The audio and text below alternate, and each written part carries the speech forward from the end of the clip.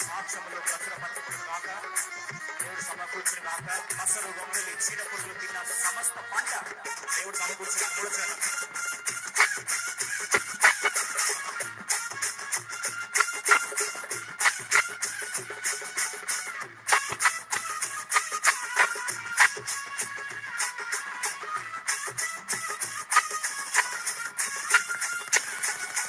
మసరు గొంగలి చీడ పసరు దొంగలి చీరా పొరుగులు నాశము చేసిన పంటను కూర్చుము నాశము చేసిన పంటను కూర్చుము యేసు ప్రభు నిన్ను వేడుచున్నాను యేసు ప్రభు నిన్ను వేడుచున్నాను కరుణించి తిరిగి సమకూర్చు ప్రభువా కరుణించి తిరిగి సమకూర్చు ప్రభువా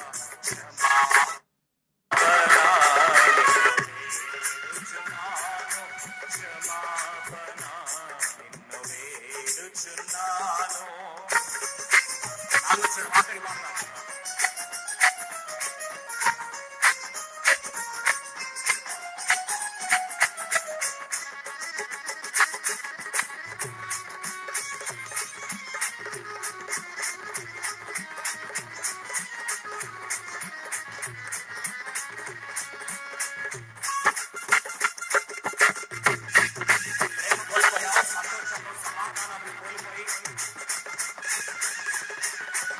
చిరిగిపోయినట్లయితే ఆలోచన దేవుడి ప్రేమ సమకూర్చుగాక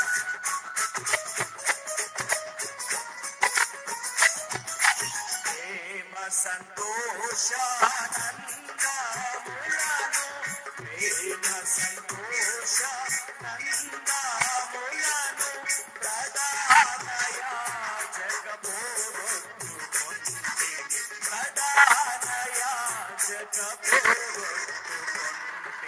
ప్రేమతో నీవు సమకూర్చుమా ప్రేమతో నీవు సమకూర్చుమా కరుణించి తిరిగి సమకూర్చు ప్రభువా కరుణించి తిరిగి సమకూర్చు ప్రభువా క్షమాపణ వేడుచున్నాను క్షమాపణ వేడుచున్నాను కరుణించి తిరిగి సమకూర్చు ప్రభువా కరుణించి తిరిగి సమకూర్చు ప్రభువా క్షమాపణ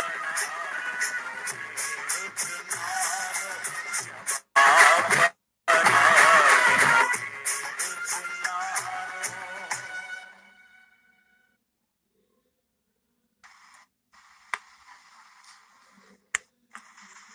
దయచేసి సహోదరులారా, ప్రభు అయిన యేసుక్రీస్తు నామమున మీకు వందనాలు తెలియజేస్తున్నాను. సమయంలో ఆ ప్రజలు లైన్ లేకి వచ్చిండు. అందరూ కూడా ఒకసారి అన్నకు ప్రైజ్లాడు చెప్పండి. నా ఉన్నాను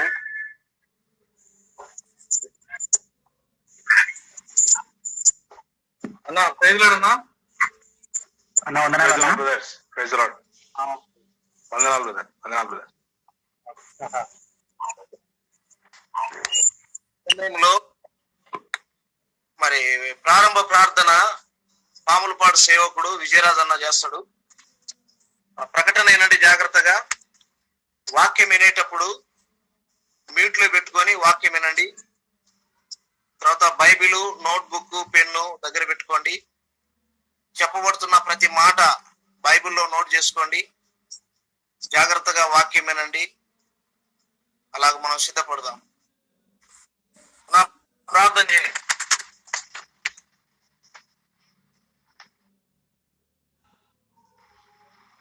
విజయరాజన్న పాములపాడు సేవకుడు ప్రార్థన. మహాపరిశుద్ధుడా, జీవాధిపతి, మా ప్రియ ప్రభు, మా రక్షకుడైన యేసు క్రీస్తు నామమున ఈ సాయంకాల సమయంలో ప్రత్యేకంగా తండ్రి బైబిల్ స్టడీగా తండ్రి మీ బిడ్డలని మీ సేవలోనైనా మీరు వాడుకుంటున్నటువంటి మీ బిడ్డలని ఆయా రీతులుగా ఏర్పాటు చేసి క్రమంగా రోజు జరుగుతున్నటువంటి ఈ యొక్క ఆన్లైన్ బైబిల్ స్టడీ ద్వారా అనేకులు మేలు పొందటానికి మీరు కృపణిస్తున్నారు. ఈ దినం ప్రత్యేకంగా మీ దాసుడు నైనా అన్న ప్రవీణ్ అన్న మాకు వాక్యాన్ని అందించడానికి ఉండగా మీ దాసుని మీ ఆత్మచేత నింపి ఎలాంటి డిస్టర్బెన్స్ లేకుండా చక్కగా మీ మాటలు వినటానికే తగిన సహాయం దయచేయండి. ప్రతి బిడ్డ ఆత్మీయంగా బలపడటానికి మీ సన్నిధిలో తండ్రి ఆత్మీయంగా ఎదగటానికి మీరు కృప చూపించి సహాయం దయచేయమని నమ్మదగిన దేవ మీకే వందనాలు స్తోత్రాలు చెల్లిస్తూ కాన్ఫిడెన్స్ ఇంకా సిద్ధపడి జాయిన్ అవుతున్న ప్రతి బిడ్డలను మీరు సిద్ధపరిచి నడిపించడం యేసు పరిశుద్ధమైన నామంలో ఈ కార్యక్రమం అంతట్లా ప్రారంభం నుంచి చివరి వరకు మీరు నడిపించి సహాయం దయచేయమని యేసు పరిశుద్ధమైన నామంలో ప్రార్థించి వేడుకుంటున్నాం తండ్రి. ఆమేన్. ఆమేన్. ఆమేన్. ప్రారంభించండి. రైట్. ప్రభువైన యేసుక్రీస్తు నామములో మీ అందరికీ కూడా శుభములు తెలియజేస్తున్నాను. ఎష్కోలు ప్రేయర్ మినిస్ట్రీస్ అయినా ఇది అంతేనా? ఎస్కోలు ప్రార్థనా మందిరము, ఎస్కోలు ప్రార్థనా మందిరం వారు నిర్వహించేటటువంటి ఈ కార్యక్రమంలోనికి నన్ను కూడా ఆహ్వానించినందుకు మీ అందరికి కూడా కృతజ్ఞతలు తెలియజేస్తున్నాను. పెద్దలకు, సంఘ పెద్దలకు, అలాగే పరిచయలో సహవాసంలో ఉంటున్న ప్రతి ఒక్కరికి కూడా నేను శుభములు తెలియజేస్తున్నాను. ఈ రోజు మనం దేవుని వాక్యంలో నుంచి కొన్ని విషయాలు ఒక 45 నిమిషాల వరకు చూసుకునే ప్రయత్నం చేస్తాం. అయితే మొట్టమొదటిగా దేవుని వాక్యంలో నుంచి కొన్ని విషయాలు చదివి మీలో ఎవరైనా సరే ఒక్కరు నాకు బైబిల్ రీడింగ్ కోసం ముందుకు వచ్చినట్లయితే వారికి నేను బైబిల్ చదవటానికి కొన్ని వచనాలు ఇవ్వాలనుకుంటున్నాను. దయచేసి మీలో ఎవరైనా సరే దేవుని వాక్యం చదవటానికి ముందుకు రండి. ఎర్రవల్లి కాలేబు బైబిల్ చదవండి.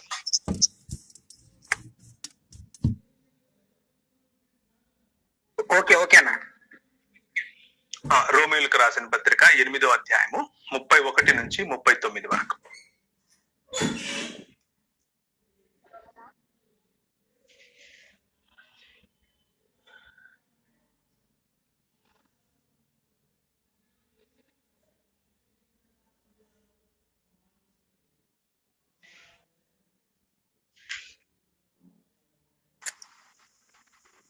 కాలేబు అన్న ఒకసారి రిపీట్ చేయండి అన్న. రోమీయులకు రాసిన పత్రిక 8వ అధ్యాయము 31 నుంచి 39 వరకు.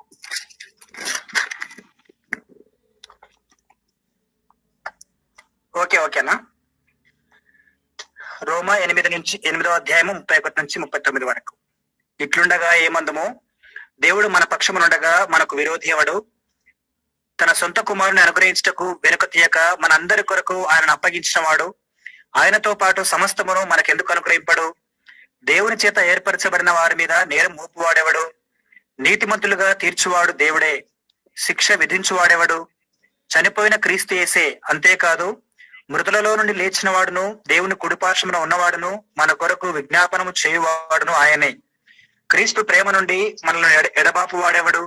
శ్రమ అయినను, బాధ అయినను, హింస అయినను, కరువైనను, వస్త్రహీనత అయినను, ఉపద్రవమైనను, ఖడ్గమైనను మనలను ఎడబాపున. ఇందును గూర్చి వ్రాయబడినదేమనగా, నిన్ను బట్టి దినమెల్లా మేము వధింపబడిన వారము, వదకు సిద్ధమైన గొర్రెలమని మేము ఎంచబడిన వారము. అయినను మనల్ని ప్రేమించిన వాని ద్వారా మనము వీటన్నిటిలో అత్యధిక విజయము పొందుచున్నాము. మరణమైనను, జీవమైనను, దేవదూతలైనను, ప్రధానులైనను, ఉన్నవి అయినను, రాబోవినవి అయినను, అధికారులైనను, ఎత్తైనను, లోతైనను, సృష్టింపబడిన మరి ఏదైనను మన ప్రభువైన క్రీస్తు యేసునందలి దేవుని ప్రేమ నుండి మనలను ఎడబాప నేరవని రూఢిగా నమ్ముచున్నాను. రైట్. ఈ రోజు మనం ఈ ఏదైతే వాక్య భాగాన్ని ఎన్నుకున్నామో ఆ వాక్య భాగాన్ని లోతుగా అధ్యయనం చేసేటటువంటి పద్ధతిలో ఈ రోజు వెళ్ళం, కానీ దాని యొక్క సారాంశాన్ని మనం దేవుని యొక్క ప్రణాళికలో ఉన్నటువంటి మన పట్ల దేవుని ప్రణాళికలో ఉన్నటువంటి మనకున్నటువంటి ఒక నిరీక్షణ గురించి మనం మాట్లాడుకునే ప్రయత్నం చేస్తాం. ఆ నిరీక్షణలో భాగంగా దేవుడు మనకి ఇచ్చినటువంటి విశ్వాసం, దేవుడు మనకి ఇచ్చినటువంటి విశ్వాస్యత, దేవుని పట్ల మనం చూపించాల్సినటువంటి విశ్వాస్యత, దేవుని పట్ల దేవుని రాజ్యం కొరకు కట్టాల్సినటువంటి చేయాల్సినటువంటి పనుల గురించినటువంటి మాటలు మనము కొన్ని మాట్లాడుకునే ప్రయత్నం చేస్తాం. అయితే ఇవన్నీ ఏవైతే సృష్టిలో ఉన్న ప్రతి ఒక్కటి దేవదూతలైనను, ప్రధానులైనను, ఎత్తైనను, లోతైనను, జీవమైనను, మరణమైనను అంటూ దేని గురించి అయితే మాట్లాడుతూ ఉన్నాడో ఇవన్నీ కూడా సృష్టిలో భాగములు. ఈ సృష్టి యావత్తును కూడా దేవుడు చేసినప్పుడు మానవుడికి కీర్తనల గ్రంథము 115 ప్రకారంగా, కీర్తనల గ్రంథం 115, ఎవరైనా 15-16 వచనాలు చదువుతారా? కీర్తనల గ్రంథము 117, 115 అంటే 115. భూమి ఆకాశములను సృజించిన యెహోవా చేత మీరు ఆశీర్వదింపబడిన వారు. ఆకాశములు యెహోవా వశము, భూమిని ఆయన నరులకిచ్చి ఉన్నాడు. భూమిని ఆయన నరులకిచ్చి ఉన్నాడు అన్న మాటను మనం జ్ఞాపకం చేసుకోవాలి. ది పర్పస్ ఆఫ్ గాడ్, దేవుని యొక్క ఆ ప్రణాళికలను మనం గుర్తు చేసుకుంటే, దేవుని యొక్క పని చేసే పద్ధతిని మనం గుర్తు చేసుకుంటే, దేవుడు చేసేటటువంటి తన ప్రణాళికలో భాగమైనటువంటి ఈ సృష్టి యావత్తును సమీకరించేటటువంటి పనిని గనక జ్ఞాపకం చేసుకున్నట్లయితే, దేవుడు ఈ సృష్టి యావత్తును కూడా సమీకరించి యేసుక్రీస్తునందు సమాధానపరచుకోవాలి అన్నటువంటి ప్రణాళికను రచించాడు. ఈ ప్రణాళికను ఈ ప్రణాళికలో భాగంగానే మొదట ఆయన సృష్టిని చేసినప్పుడు, సృష్టిని చేసి దేవుడు రాజ్యం ఏలుతూ ఉన్నప్పుడు ఎలా రాజ్యం ఏలాడు అనంటే మనుష్యుల ద్వారా రాజ్యం ఏలాడు. మనుష్యులకు ఆయన అధికారమునిచ్చి రాజ్యమునేనాడు. మనుష్యులకు భూమిపైన అధికారం ఇచ్చాడు. ఏ అధికారం ఇచ్చాడు? స్వయం ప్రతిపత్తినిచ్చాడు. నిర్ణయాలు తీసుకునే అధికారం ఇచ్చాడు. జంతువులపైన, పక్షులపైన, నీటిపైన, ప్రతి సృష్టము పైన అధికారం ఇచ్చాడు. అధికారం ఇచ్చి 100% మనుషులుగా బ్రతకండి అని చెప్పాడు. మనుషులుగా బ్రతకమని దేవుడు చెబితే మనుషులుగా బ్రతకటం మానేసి తమ సొంత అహాన్ని, లేకపోతే తమ సొంత ఆలోచనలను, లేకపోతే తమ సొంత నిర్ణయాలను విగ్రహములుగా చేసుకున్నాడు. విగ్రహారాధన అన్నది అలా మొదలైంది. విగ్రహారాధన అన్నదానికి అర్థము, మనము కొయ్య, కాలు, గడ్డి, రాయి, రప్ప, పుట్ట, చెట్టులో వెతుక్కునేది కాదు, కానీ అది మాత్రమే కాదు, కానీ దేవుని యొక్క స్థానాన్ని ఏ దేవుడు కానటువంటి ఏ విషయానికి, ఏ ఆలోచనకు, ఏ వ్యక్తికి ఇచ్చినా అది విగ్రహారాధనతో సమానమని బైబిల్ చెప్తోంది. కాబట్టి దేవుడు తన సార్వభౌమాధికారంలో మనుషులను సామంతులుగా, తన అధికారమునకు ప్రతినిధులుగా ఉంచి వారిని రాజ్యమేలమని చెబితే, మనుషులు ఆ అధికారాన్ని పోగొట్టుకున్నారు. ఎలా పోగొట్టుకున్నారు అనంటే, తమ స్వయం స్వాతంత్రాన్ని, దేవుడిచ్చేటటువంటి స్వాతంత్రాన్ని లెక్క చేయకుండా దేవుడు లేనటువంటి స్వాతంత్రం అన్నటువంటి విగ్రహము వైపుకు వెళ్ళారు. దేవుడు లేనటువంటి, హద్దులు లేని విచ్చలవిడితనం అనే వైపుకు వెళ్ళారు. దేవుడు లేనటువంటి స్థితిలో నేను మాత్రమే ఉంటాను అని అనుకున్నాడు, కానీ ఆ నేను మాత్రమే ఉండాలి అని అనుకునేటటువంటి ఆలోచనకు అప్పటికే బందీ అయిపోయాడు. ఆ ఆలోచనకు అప్పటికే దాసోహం అయిపోయాడు అన్న విషయాన్ని తెలియలేదు అతనికి, మనుషులకు తెలియలేదు. దాన్నే పాపము అని అన్నాం, దాన్నే విగ్రహారాధన అని అన్నాం, దాన్నే దేవునితో తిరుగుబాటు అని అన్నాం, దాన్నే దేవుని రాజ్యమును విడిచి స్వరాజ్యములు లేక సాతాను సంబంధమైన, దేవునికి విరోధమైన ఆలోచనలు కలిగించేటటువంటి ఆలోచనల వైపుకు దిగజారిపోయాం అని దేవుని వాక్యం చెబుతోంది. దేవుడు ఈ లోకమును, ఈ సృష్టమును పాలించటానికి మనుషులకు అవకాశము, అధికారము మరియు ఆయన సన్నిధిని ఇస్తే, మనము ఆయన సన్నిధిని కాదనుకుని, ఆయన అధికారం వద్దనుకుని, ఆయన అవకాశాన్ని మనము తీసుకుని వెళ్ళి సాతాను చేతికి ఇచ్చాం. దీనినే ఒరిజినల్ సిన్, లేకపోతే మూలములో మనుష్యుడు చేసినటువంటి తప్పిదము లేక పాపము అని పిలవచ్చు. ఈ పాపము యొక్క పర్యవసానమే ఈ ప్రపంచము పైన దేవుని యొక్క రాజ్యము కాకుండా, దేవుని యొక్క పరిపాలన కాకుండా, సాతాను యొక్క పరిపాలన, అది కూడా దేవుని యొక్క ప్రణాళికలో దేవుడు ఏ విధంగా అయితే మనుష్యులతో ఈ ప్రపంచమును ఏలాలనుకున్నాడో, అదే విధంగా సాతాను కూడా తన రాజ్యమును మరియు మనుషుల ద్వారా తన ఆధిపత్యాన్ని, అధికారాన్ని ఇక్కడ చేసే ప్రయత్నం చేస్తూ వస్తున్నాడు. ఆ సాతానుకు తగినటువంటి బుద్ధి చెప్పే క్రమము దేవుడు ఆలోచించాడు. ఆ ప్రణాళిక ఉంది, ఆ ప్రణాళిక జరుగుతూ ఉంది. కానీ ప్రస్తుతానికి మనం గుర్తు చేసుకోవాల్సింది, ఈ దేవుని యొక్క ప్రణాళికలో నీకు, నాకు, సంఘముగా ఉన్న మనకు మన స్థితి గతులు ఏమిటి, మన దిశ దశలు ఎవరు నిర్ణయిస్తారు, ఎలా చేస్తున్నాం అన్న విషయాన్ని జ్ఞాపకం చేసుకోవాలి. దేవుడు ఒక ప్రణాళికను రచించాడు. ఎఫెసీయులకు రాసిన పత్రిక 1వ అధ్యాయము 10వ వచనము. ఎఫెసీయులకు రాసిన పత్రిక 1వ అధ్యాయము 10వ వచనం గట్టిగా చదవాలి. ఈ సంకల్పమును బట్టి ఆయన పరలోకంలో ఉన్నవే గాని ఉంది దేవుడికి.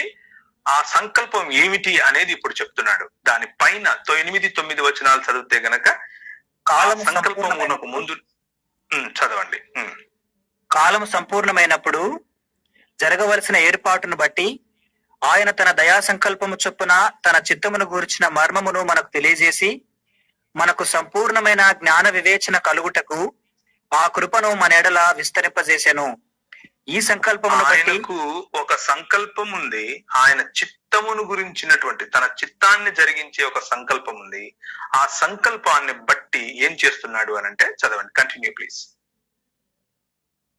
ఈ సంకల్పమును బట్టి ఆయన పరలోకంలో ఉన్నవే గాని భూమి మీద ఉన్నవే గాని సమస్తమును క్రీస్తునందు ఏకముగా సమకూర్చవలనని తనలో తాను నిర్ణయించుకునెను. So the purpose of God, దేవుని యొక్క సంకల్పం ఏమిటి అని అంటే, చాలా సార్లు ప్రజల మనసుల్లో వచ్చేది దేవుని యొక్క సంకల్పం అంటే ఏంటి అని అంటే, నేను ఇక్కడ చచ్చిపోయి అక్కడ వేరే లోకానికి వెళ్ళిపోవటం, నన్ను ఇక్కడి నుంచి తీసుకుని వేరే లోకంలో పెట్టడం దేవుని సంకల్పం అని చాలా మంది అనుకుంటూ ఉంటారు. క్రైస్తవ జీవితంలో దానికి పరలోకం అని ఒక పేరు కూడా ఉంది. నేను ఈరోజు మీ ఆలోచనలను ఇంకొంచెం బిబ్లికల్ ఆలోచనలోనికి, లేకపోతే బైబిల్ పరమైనటువంటి ఆలోచన విధానం వైపుకు ఆహ్వానిస్తున్నాను.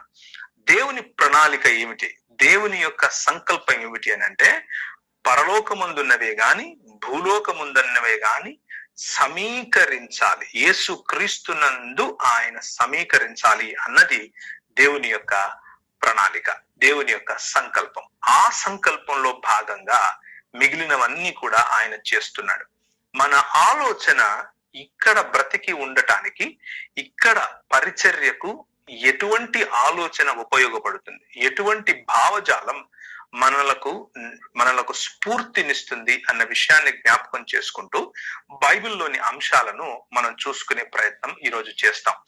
దేవుని రాజ్య నిర్మాణమును గురించి, ఈ లోకంలో మరియు సృష్టిలో దేవుని రాజ్యము కాకుండా పోవటానికి మనుష్యుని యొక్క విఫలము ఏ విధంగా అయితే విఫలుడయ్యాడో మనిషి, అదే మనిషి సఫలుడు అవ్వాలి, అదే మనిషి సఫలుడవ్వాలి. అందుకనే ప్రభు అయిన యేసు క్రీస్తు మనుష్య రూపము దాల్చి వచ్చాడు.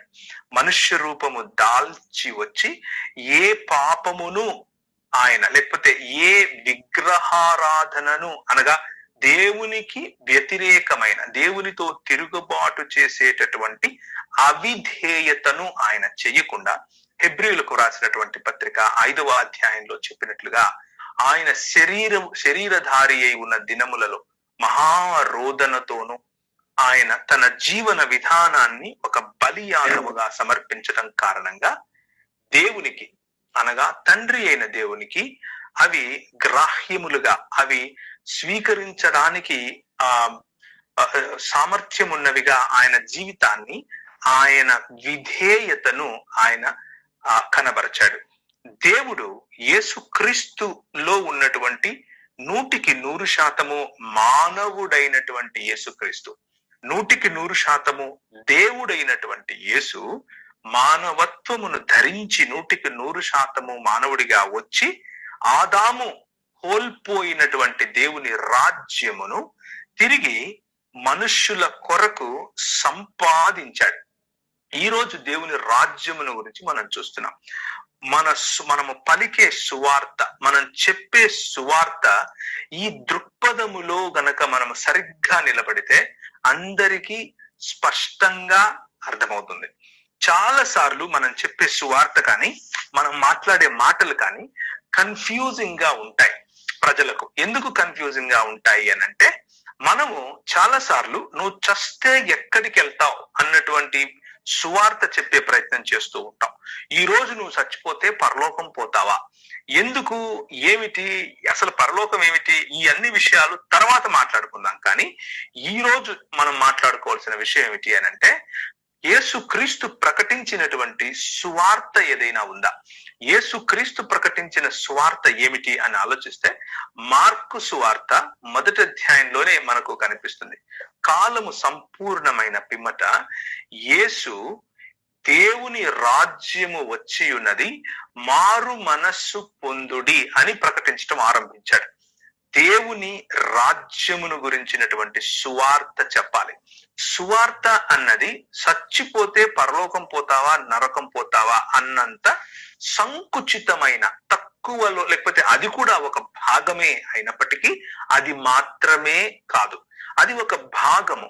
అందులో మనకు ఇవ్వబోయేటటువంటి పరలోకము లేకపోతే దేవుని సన్నిధిని గురించినటువంటి సత్యము నిజమే. కానీ అంతకు మించి ఇంకొకటి ఉంది. అదేమిటి అని అంటే దేవుని ప్రణాళిక. ఏంటా దేవుని ప్రణాళిక అంటే, ఆకాశముందున్నవియు లేకపోతే పరలోకముందున్నవియు భూమి మీద ఉన్నవియు సమకూర్చాలి, అన్ని ఐక్యపరచాలి. ప్రభు అయిన యేసు క్రీస్తునందు రెండు రెల్మ్స్ ను రెండు వేరుగా విడిపోయినటువంటి, డివోర్స్ అయిపోయినటువంటి సత్యాలను ఒకటి చేయాలి. ఏంటి ఆ సత్యము అనంటే, దేవుని యొక్క పరిపాలన క్రిందికి సమస్త లోకమును తీసుకుని రావాలి. సమస్త పశుపక్షాదుల పైన రాజుగా లేకపోతే సామంత రాజుగా ఉంచబడినటువంటి మానవుడు తిరిగి దేవుని యొక్క సన్నిధిలోనికి రావాలి. ఈ సన్నిధిలోనికి రావడం గురించినటువంటి మాటలు, దేవుని రాజ్యము గురులోనికి రావాల్సిన గురించిన మాటల గురించి మాట్లాడుతూనే నికోదేముతో మాట్లాడుతూ, ఒకడు తిరిగి జన్మించితే తప్ప దేవుని రాజ్యమును చూడడు అని చెప్పాడు. అలాగే తిరిగి జన్మించటం అని అంటే ఏమిటి అన్న విషయాలు మనం గనక కొంచెం జ్ఞాపకం చేసుకుంటే, ఇప్పుడు మనము ఈ లోక మర్యాదను లేకపోతే ఈ లోకములో ఉన్న రాజ్యము యొక్క, ఈ లోక అధిపతి యొక్క మర్యాదను విడిచి దేవుని యొక్క రాజ్యములోనికి అనగా దేవుని మర్యాదలోనికి రావటం అని రోమీయులకు రాసిన పత్రిక 12 స్పష్టంగా చెప్తూ ఉన్నాయి. మన పిలుపు రోజుకు ప్రతి దినము వధకు తేబడిన గొర్రె పిల్లల వలె ఉండటానికి గల కారణం, ఖడ్గమునకైనను ఎత్తుకైనను లోతుకైనను వీటేటివి కూడా యేసు క్రీస్తు యొక్క ప్రేమ నుంచి మనల్ని విడదీస్తుందా అని చెప్పటానికి గల కారణం ఏమిటి అనంటే, మన మానసికంగా ప్రతి దిన ప్రవర్తమానంలో, మన నడకలో, మన నడతలో, మన ఆలోచనలో, మన హృదయములో, మన భావనలలో, మన మాటలలో దేవుని రాజ్య విలువలను మోసుకొని తిరగటం, దేవుని రాజ్య విలువల కొరకు అవమానించబడటం, దేవుని రాజ్య విలువల కొరకు స్ట్రగుల్ అవటం, దేవుని రాజ్య విలువల కొరకు పోరాడటం, దేవుని రాజ్య విలువల కొరకు బ్రతకటం. ఇంతకు దేవుని రాజ్య విలువలు ఏమిటి అనంటే, మనము ఇక్కడ మంచిగా బతికితే చచ్చిపోతాం, పైకి వెళ్ళిపోతాం అన్నటువంటి ఆలోచనలో ఎక్కువ క్రైస్తవులు ఉంటారు. దయచేసి ఈ ముఖ్యంగా కరోనా అనేటటువంటి దాష్టిక మారణకాండం, ఒక పాండమిక్ సమయంలో ఈ మాటలు మీకు చాలా ప్రాముఖ్యం. చాలా జాగ్రత్తగా వినండి. ఏం జరిగింది అని గనక మనం ఆలోచిస్తే, ఉదాహరణకు మేము చిన్నప్పుడు క్యాథలిక్ చర్చిల్లో మేము ఉండేవాళ్ళం కాబట్టి వేలాంకనికి వెళ్లే వాళ్ళం. నేను, మా అమ్మ, మా అన్న వేలాంగణిలకు వెళ్ళి వేలాంగణిలో సముద్రం ఒడ్డున ఏం చేసేవాళ్ళం అంటే ఇసుకతో ఇల్లు కట్టేవాళ్ళం. నేను, మా అన్న ఇద్దరం చుట్టూ ఒకటిలా గుండ్రంగా గీసి అందులో ఇసుకను పోసి ఈ విధంగా కోటలాగా కట్టి దానిపైన ఒక చిన్న జెండా లాగా పెట్టేవాళ్ళం. పెట్టిన తర్వాత టైం అయిపోయే సమయానికి మా అమ్మ, టైం అయిందిరా, ఇంటికి పదరా, వెళ్దాం, రూమ్కి వెళ్ళిపోదాం అని ఆమె బయలుదేరితే మేమిద్దరం కలిసి కట్టిన ఆ అందమైన కోటను, మేమిద్దరం కలిసి కట్టుకున్నటువంటి అందమైన కోటను ఎగిరి దాని మీద కాలుతో ఎగిచ్చి తన్నేవాళ్ళం. తన్ని దాన్ని ఫ్లాట్ చేసేసి ఇంటికి పోయేటోళ్ళం. ఇంటికి పోయి సీలు వండుకొని తినేవాళ్ళం. ఇది మా ఆలోచన ఉండేది అప్పుడు. ఎందుకు అనంటే మాకు ఇంత కష్టపడి ఇంత అందంగా కట్టినటువంటి ఈ ఇసుక మీద కట్టినటువంటి ఈ మా చేతిలో మాకు వచ్చి రానటువంటి సృజనాత్మకతతో చేసినటువంటిది ఇది మేము ఎందుకు చేస్తున్నాము అని అంటే లాస్ట్ కు కాళ్ళతో ఎగిచ్చి తన్ని పోవడానికి అనేది మాకు అర్థమైంది. ఇంకొక ఉదాహరణ చెప్తాను. మరి ఉదాహరణకు ఇక్కడ హైదరాబాద్ లో గనక మీరు వస్తే గచ్చిబౌలి ప్రాంతంలో కన్స్ట్రక్షన్స్ జరుగుతూ ఉంటాయి. పెద్ద పెద్ద బిల్డింగ్స్ కడుతూ ఉంటారు. ఆ గచ్చిబౌలిలో పెద్ద పెద్ద బిల్డింగ్స్ కట్టే ప్లేస్ లో మనకు ఒక అర ఎకరా భూమి ఉందనుకోండి. ఆ అర ఎకరా భూమిలో మంచి మంచి పూల తోట నేను వేశాను. మంచి పువ్వులు ఎక్కడ చూసినా కానీ రంగురంగుల పువ్వులు కనిపిస్తూ ఉన్నాయి. పువ్వులు బాగా ఎదిగాయి. ఒకరోజు రాత్రి నేను వచ్చి బుల్డోజర్ తీసుకుని, లేకపోతే ఎల్ఎన్టీ కొమిట్స్ ఉంటుంది కదా, అది తీసుకుని మొత్తం తవ్వి పారేసి దానికి గునాదులేసి పిల్లర్లు నిలబెట్టాను అనుకోండి. ఏమైనా అర్థం ఉంటుందా? ఇంతకు ముందు చేసిన దానికి, అంటే సముద్రపు ఒడ్డును చేసిన దానికి దీనికి పెద్ద తేడా లేదు. పువ్వులు పండించి నేను గునాదులు దోబట్టి తీయడం ఏంటి? ఇసుక మీద మంచి ఇల్లు కట్టి దాని మళ్ళా నా చేత్తో నేను, లేకపోతే నా కాలుతో నన్ను ఎగిచి తన్నడం ఏంటిది? ఇలా చూసుకుంటూ పోతే ఎవరూ కూడా సృజనాత్మకమైనటువంటి పనులను, అంటే మంచి అందమైన సుందరమైన పర్పస్ఫుల్ ప్రణాళికతో కూడినటువంటి పనులను దహించి వేయటానికి, నాశనము చేయటానికి, పనికి రాకుండా పీకి పాడేయటానికి చెయ్యరు, మనుష్యులే చెయ్యరు. అలాంటి సమయంలో దేవుడు ఇది మంచిది, ఇది మంచిది, ఇది మంచిది అంటూ ప్రతి దినము 6 దినములలో చెప్పినటువంటి మంచి అన్నటువంటి ఈ సృష్టిని మనకు కాకుండా ఈ లోకంలో నుంచి ఇంకెక్కడికో తీసుకెళ్లిపోతాడు, దీన్నంతా కాల్చి పడేస్తాడు అని నమ్మేటటువంటి ఆలోచనలో మనం ఉంటే అది ఎంత మాత్రం కరెక్ట్ అని ఆలోచించాలి. మరి పేతురు గ్రంథంలో లేదా పేతురు పత్రికలో మరి ఆయన ఈ భూమిని అగ్ని చేత లయం చేస్తాడు, లేకపోతే అగ్ని చేత కాలుస్తాడు అని ఉంది కదన్నా అని మీరు అడగచ్చు. కనుకనే దేవుని వాక్యం ఏం చెప్తుంది అని అంటే, మనము ఈ శరీరమును దేవుడు విత్తుతాడు. మనము చనిపోయినప్పుడు మన శరీరములు ఈ మట్టిలో కలిసిపోతాయి. మన కొంతమందిని కాలుస్తారు. కాల్చినప్పుడు కూడా ఈ అట్మాస్ఫియర్, దాన్ని ఏమంటారు, ఒకవేళ కాకులకు గద్దలకు వేస్తే కూడా మనం ఈ భూమి మీదనే ఉంటాం. అనగా చనిపోయిన తరువాత మనకు సంబంధించినటువంటి ఈ శరీరమును దేవుడు తిరిగి లేపినప్పుడు, పునరుత్థానము, పునర్జన్మ, తిరిగి బ్రతకటం, మళ్ళీ పుట్టటం అన్న మాటకు సంపూర్ణార్థము అన్నది కలిగినప్పుడు, మనము తిరిగి లేచినప్పుడు ఇదే శరీరమును కలిగి ఉంటాం. అది నశించిపోయింది. అది ఎంత మాత్రము పనికి రాకుండా మట్టికి, నీళ్లకు, గాలికి కలిసిపోయింది. కానీ ఆ ఎలిమెంట్స్ ను, మట్టిలోను, నీళ్లలోను, గాలిలోను ఉన్న ఎలిమెంట్స్ ను దేవుడు తిరిగి తీయగలడు. ఎక్స్ నిహిలియో అనగా ఈ శూన్యములో నుండి సృష్టిని చేయగలిగినటువంటి దేవుడు ఆ సృష్టిలో తను ఉంచినటువంటి ఒక పద్ధతి రూపంగా జరిగినటువంటి మరణము, ఒక నియమ రూపంగా జరిగినటువంటి డికే అంటే గతించిపోవటం, దానిని తిరిగి రిజరెక్ట్ చేయగలవాడు. ఇది మన క్రైస్తవ సమూహానికి, సమాజానికి ఉన్నటువంటి నిరీక్షణ. మనము చెప్పాల్సినటువంటి నూతన ఆకాశము, నూతన భూమి అనేటటువంటి నిజమైన క్రైస్తవ దృక్పథము. మనము యేసు క్రీస్తు ప్రభువు ఈ లోకాన్ని తన రాజ్యముగా చేసుకోవటానికి పరలోకమందున్నవి, అది అధికారులైనా, అవి ఏవైనా సరే, కొలస్సీయులకు రాసిన పత్రిక 1వ అధ్యాయంలో చెప్పినట్లుగా ప్రతి సృష్టమును కూడా ఆయన తన వశముగా,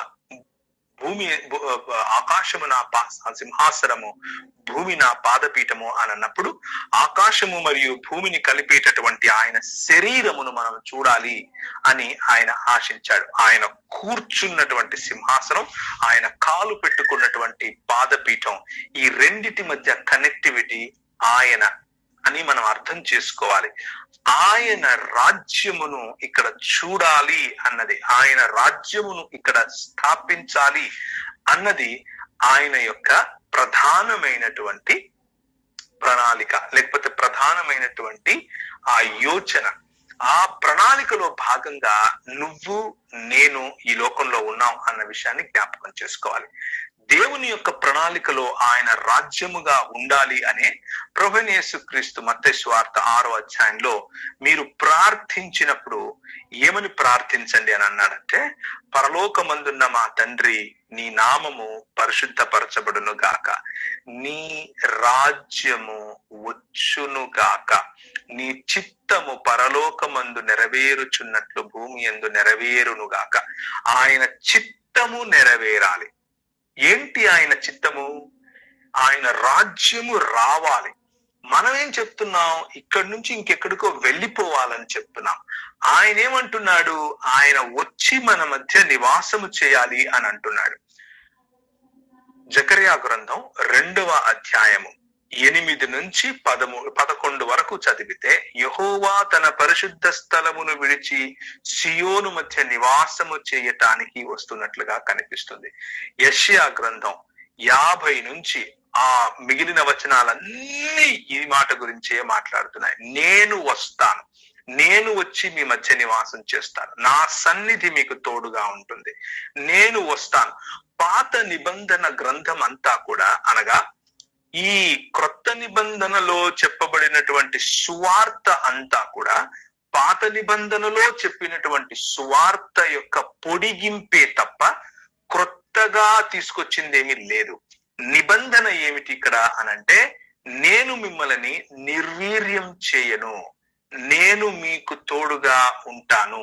ఇమ్మానువెల్, ద గాడ్ విత్ అస్, దేవుడు మనకు తోడుగా ఉండటమే నూతన నిబంధన. మనం ఎక్కడికో వెళ్ళిపోవటం నూతన నిబంధన కాదు. మనము చనిపోతాం, చనిపోయినప్పుడు ఆయన సన్నిధికి వెళతాం, ఆ పరదైసులో మనము రెస్ట్ తీసుకుంటాం. కానీ నూతనాకాశము, నూతన భూమి అన్నవి ఆయన యొక్క నూతన సృష్టి అనే కార్యము లాంచ్ చేశాడు ప్రభువైన యేసుక్రీస్తు. తన మరణము ద్వారా మరణమును జయించి పునరుత్థానుడై అదే శరీరముతో తిరిగి లేచి, నన్ను తాకండి, నన్ను ముట్టండి అంటూ మాట్లాడి వారి ఎదురుగా భోజనం చేసి నూతన సృష్టికి నాంది పలికాడు, నూతన సృష్టికి పునాదులు వేశాడు. ఇప్పుడు క్రీస్తునందున్న వాడికి ఏ శిక్షా విధి లేదు. ఇప్పుడు క్రీస్తును నమ్మిన వాడు చచ్చినను బ్రతుకుతాడు. ఇప్పుడు క్రీస్తునందున్న వాడు నిత్యము జీవిస్తాడు. దేవుని రాజ్య విలువలు నిత్యము జీవించే విలువలు. దేవుని రాజ్య విలువలు న్యాయమును జరిగించే విలువలు. దేవుని రాజ్య విలువలు కనికరమును ప్రేమించే విలువలు. దేవుని రాజ్య విలువలు నేనేం తీసుకొని వచ్చి నీకు ఇయ్యాలి, నేను నూనె ఇయ్యాలనా, నేను మందులు ఇయ్యాలనా, నేను గొర్రెపిల్లలు ఇయ్యాలనా, నేను నా కొడుకు నిమ్మంటావా నీకు అని అడగనీకి కాదు. అది మతం. దేవుని రాజ్యం ఏమిటి అనంటే విధేయత, న్యాయము పట్ల, కనికరము పట్ల, దీన మనస్సు కలిగి యెహోవా ఎదుట జీవించటం పట్ల మన విధేయతతో దేవుని యొక్క రాజ్యము కొరకు పని చేయుట, ఇది దేవుని రాజ్య విలువలు. కనుకనే ఒక వేశ్యగా పిలువబడినటువంటి స్త్రీ కూడా వేగుల వారికి, అనగా రాజు అయినటువంటి యెహోవా పంపినటువంటి ఆయన ప్రతినిధులకు లోబడటము ద్వారా దేవుని విశ్వాస వీరుల జాబితాలో ఆమె వెళ్ళింది. ఆమె మోరలీ అంటే ఎథికల్, లేకపోతే నైతిక జీవితం ఆమెది ఒకవేళ సరిగ్గా లేకపోయినప్పటికీ ఈ దేవుడు అనేటటువంటి యెహోవాను రాజుగా అంగీకరించి, మీ రాజు గొప్పవాడు, ఆయన రాజ్యం ఇక్కడికి రావాలి, మీకు నేను విడిదినిస్తాను అనే ఆలోచన చూసారా? దేవుని రాజ్య విలువలు అక్కడ కనిపిస్తాయి. దేవుని రాజ్య విలువలను మనం ఈ లోకంలో చూడాలి. అదే సువార్త.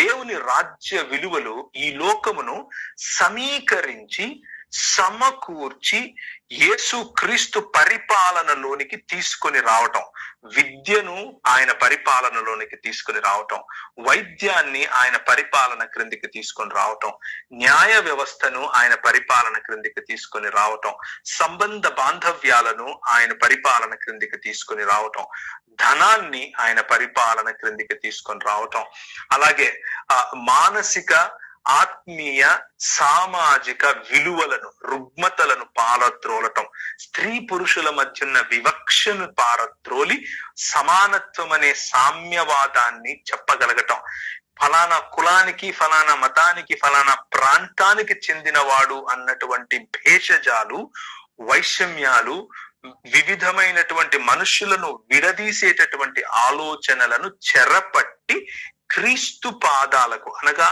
దేవుడు యేసు క్రీస్తు రాజు అని ప్రకటించి ఆ రాజు పాదాల క్రిందికి తీసుకొని రావటం సువార్త. అదే దేవుని రాజ్య నిర్మాణం.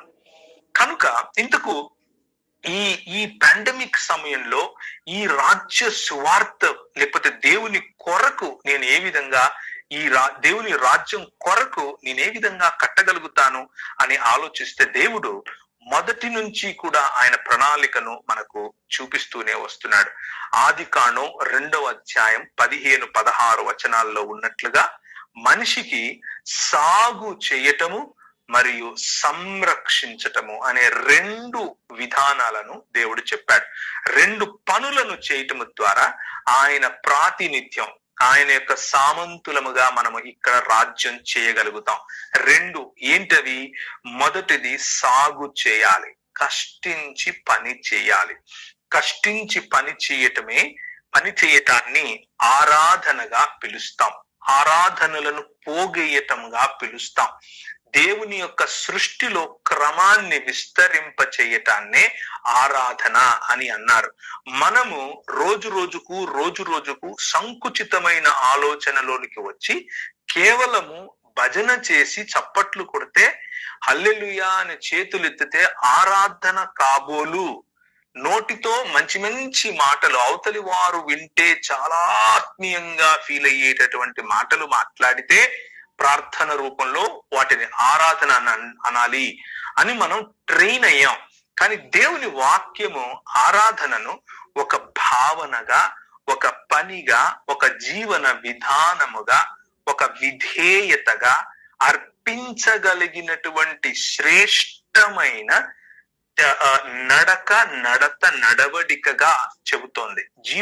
మన జీవితమే ఒక ఆరాధనగా ఉండాలి అని చెబుతోంది. దాన్నే యాజకులు చేసే పని అని పిలుస్తారు. సంరక్షించే పని, మీరు సేద్యపరచుటకును కాయుటకును నరుణ్ణి అక్కడ ఉంచెను అని ఆదికాండం 2:16 మనకు కనిపిస్తుంది. కావాలంటే మీరు తీసి చదివి చూడొచ్చు. అనగా 2వ పని రాజులు చేసే పని, సంరక్షించే పని. ఎక్కడి నుంచి సంరక్షించాలి? ఈ లోకాన్ని ఎలా సంరక్షించాలి?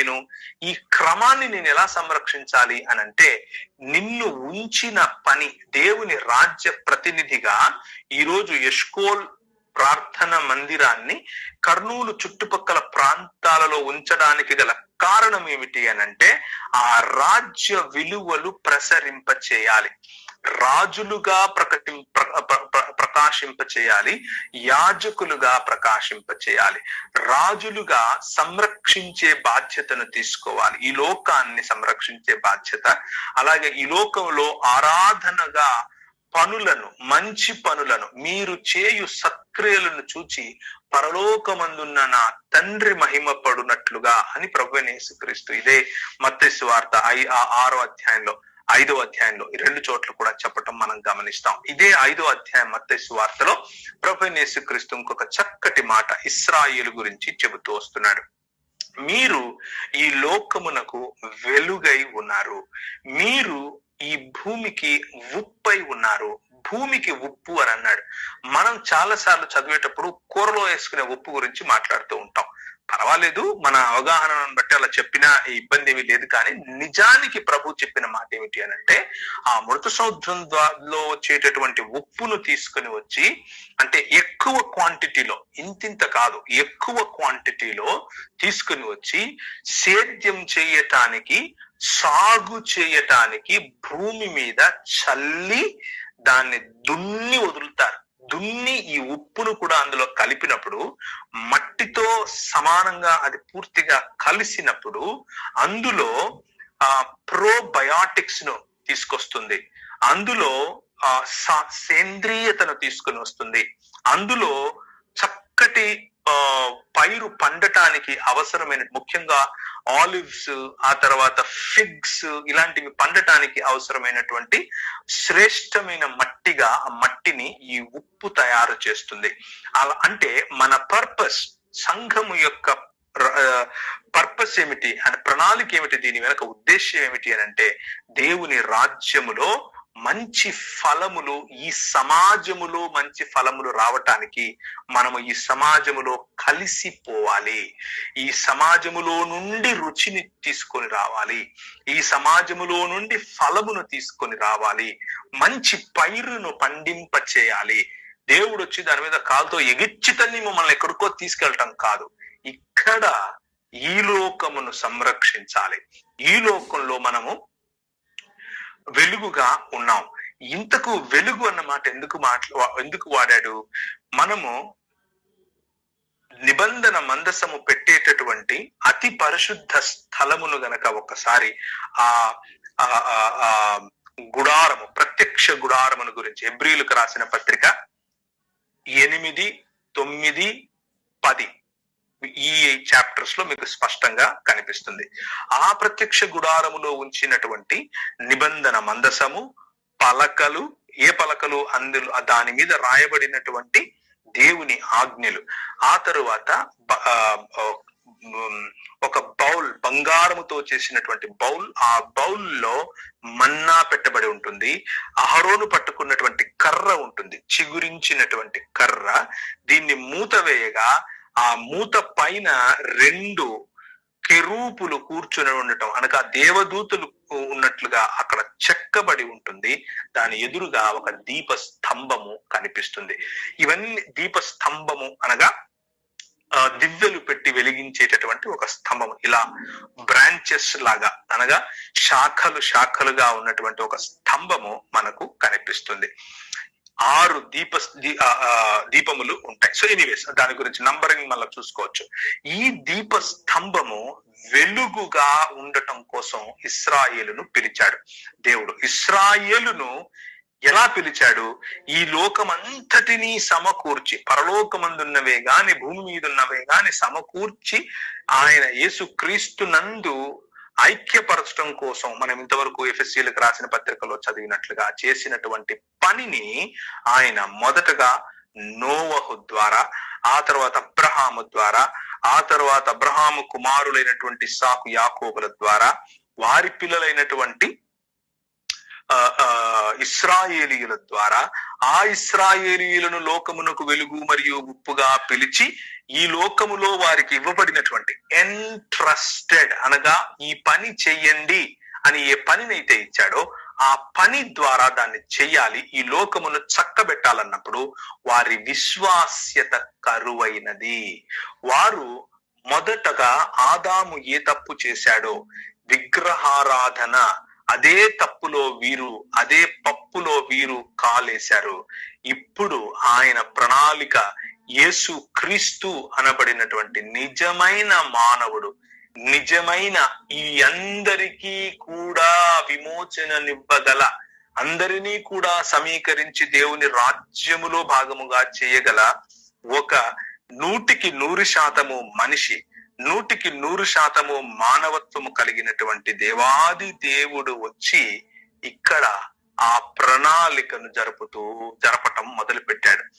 ఈ ప్రణాళిక దేవుని రాజ్యమును స్థాపించడం, ఆ రాజ్యములో న్యాయమును జరిగించటం, ఆ రాజ్యములో వ్యత్యాసాలను తీసివేయటం, ఆ రాజ్యములో మనిషికి మనిషికి మధ్య ప్రేమలు, ఆ రాజ్యములో మనిషికి మధ్య అనురాగ ఆప్యాయమైనటువంటి జీవన విధానం, ఆ రాజ్యములో స్వస్థత, ఆ రాజ్యములో సౌఖ్యత, ఆ రాజ్యంలో సామ్యవాదం, ఆ రాజ్యంలో స్త్రీలకు ఇవ్వాల్సినటువంటి చోటు, ఆ రాజ్యంలో పిల్లలకి ఇవ్వాల్సినటువంటి ప్రాశస్త్యమైన చోటు, ఆ రాజ్యములో తల్లిదండ్రులకు ఉండాల్సినటువంటి స్థితి మరియు స్థాయి, ఆ రాజ్యంలో గురువులకు ఉండాల్సినటువంటి స్థితి మరియు స్థాయి, ఇవన్నీ కూడా చెబుతూ వచ్చాడు. This is the Kingdom of God. ఇది దేవుని రాజ్యమును గురించినటువంటి మాటలు. కనుక మనము మారు మనస్సు పొందడం అనంటే ఈ లోక మర్యాదను విడవటం, దేవుని మర్యాదలోనికి రావటం, దేవుని రాజ్య మర్యాదలోనికి రావటం. ఈ దేవుని రాజ్య మర్యాద ఎవరో ఒక ఆయన, ఈ రోజు నువ్వు పరలోకం పోతావా, చెయ్యెత్తు అంటే నేను చెయ్యెత్తానండి, ఇక నాకేం ప్రాబ్లం లేదండి, నేను ఎట్లా బ్రతికినా గానీ పరలోకం వెళ్ళిపోతానండి అని చెప్పేంత సంకుచితమైనది కాదు. మనము తీసుకున్న నిర్ణయం ప్రతిరోజు దినము వధకు తేబడిన గొర్రెల వలె బ్రతికేటటువంటి పిలుపు మన పిలుపు. ప్రతి దినము మనలో ఉన్నటువంటి ఈ లోక మర్యాదను చంపాలి. ప్రతి దినము మనము దేవుని రాజ్య మర్యాద కోసం చావాలి. ప్రతి దినము మన జీవితాల్లో ఉండేటటువంటి ఈ అసభ్యకరమైన, అసహ్యమైన, దేవుని రాజ్యమునకు వ్యతిరేకమైనటువంటి ప్రతి ఆలోచన, అది వాస్తు రూపేణా కావచ్చు, అది పండుగల రూపేణా కావచ్చు, అది అలంకారముల రూపేణా కావచ్చు, అది చెడు మాటల రూపేణా కావచ్చు, అది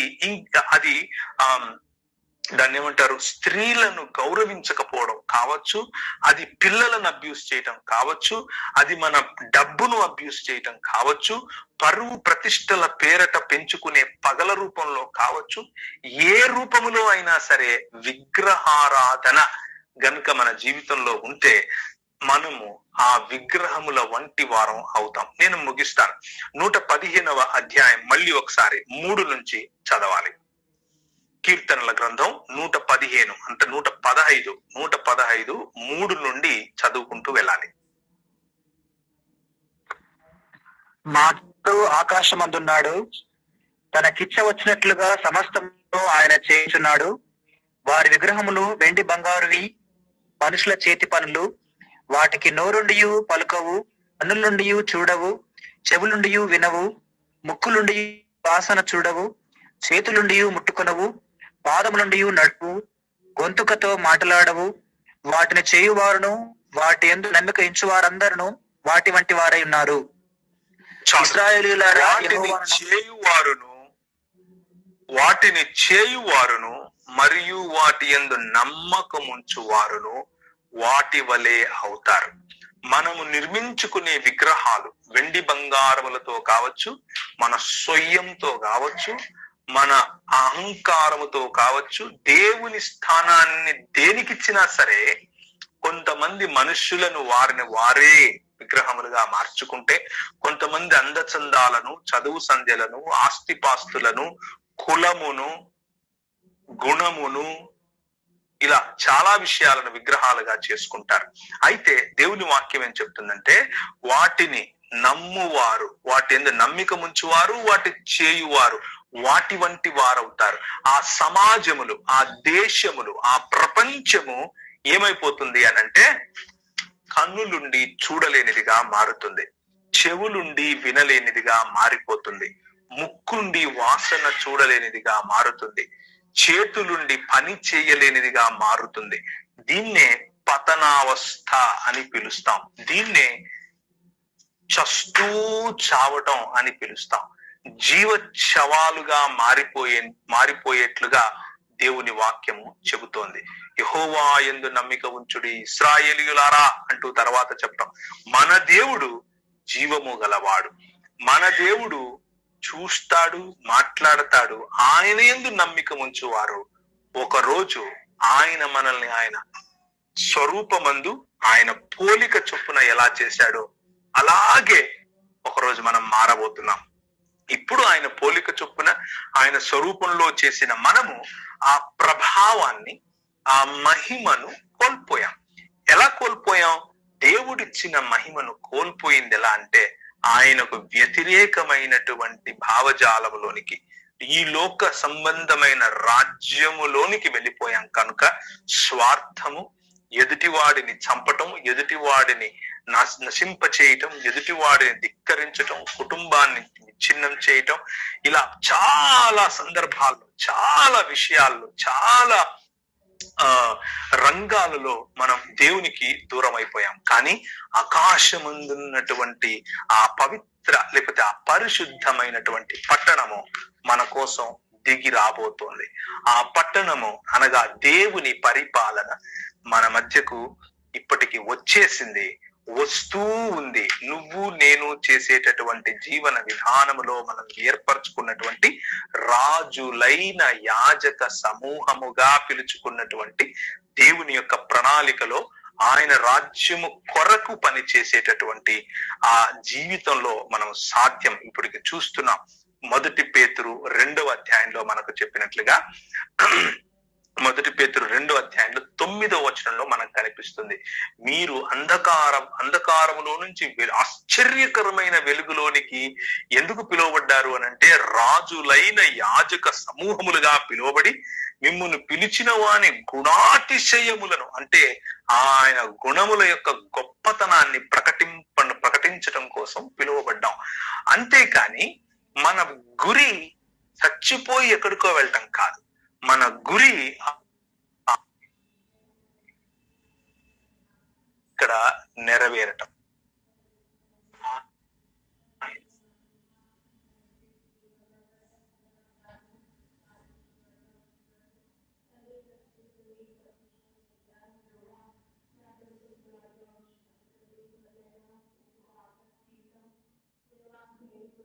ఒకటి నుంచి చదవండి. అన్న రిపీట్ చేయడన్నా? ప్రకటన 21:1 నుంచి చదువుకుంటూ వెళ్ళండి. అంతటా నేను క్రొత్త ఆకాశమును క్రొత్త భూమిని చూచితిని. మొదటి ఆకాశమును మొదటి భూమియు గతించిపోయెను, సమను ఇకను లేదు. మరియు నేను నూతనమైన యెరూషలేము ఆ పరిశుద్ధ పట్టణము తన భర్త కొరకు అలంకరింపబడిన ఇల్లు కుమార్తె వలె సిద్ధపడి పరలోకమందున్న దేవుని వచ్చుట చూచితిని. అప్పుడు ఇదిగో దేవుని నివాసము మనుషులతో కూడా ఉన్నది, ఆయన వారితో కాపురను వారాయన ప్రజలతో కూడా ఉన్నది, ఆయన వారితో కాపురముండును, వారాయన ప్రజలవుతారు. చదవండి బ్రదర్. దేవుడు అనే వారి దేవుడయుండి వారికి తోడయుండును. ద అల్టిమేట్ పర్పస్, నిజమైనటువంటి ప్రణాళిక ఏమిటి అని అంటే, దేవుడు నిజమైన దేవుడిగా వారికి ఉంటాడు. ఇప్పుడు మనము మన దేవుళ్ళుగా ఉన్నాం, మనం చేసుకున్నవి మన దేవుళ్ళుగా ఉన్నాయి, మన డినామినేషన్లు మనకు దేవుళ్ళుగా ఉన్నాయి, మన సంఘాలు మనకు దేవుళ్ళుగా ఉన్నాయి, కొన్ని చోట్ల దైవ జనులు దేవుళ్ళుగా మారిపోతున్నారు.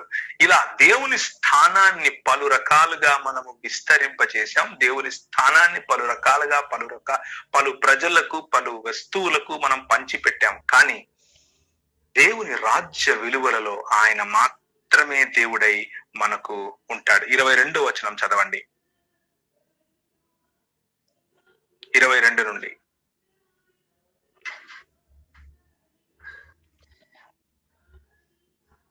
సర్వాధికారి అయిన దేవాలయమై ఉన్నారు. ఆ పట్టణంలో ప్రకాశించుటకై సూర్యుడైనను చంద్రుడైనను 22లో అక్కడ ఏ మందిరమును లేదు అన్నది మీరు చదవలేదు. మళ్ళీ ఒకసారి చదువుతారా? 21 చివరి భాగం అన్న. దాని 12 గుమ్మములు 12 ముత్యములు, ఒక్కొక్క గుమ్మము ఒక ముత్యముతో కట్టబడి ఉన్నది. పట్టణపు రాజవీధి శుద్ధ స్వర్ణమై స్వచ్ఛమైన స్ఫటికమును పోలి ఉన్నది.